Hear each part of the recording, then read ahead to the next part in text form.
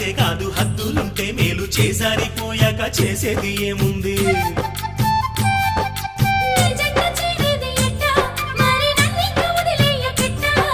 నన్నిట్ట వేధించకే ఓ భామ నీ మనసు మార్చే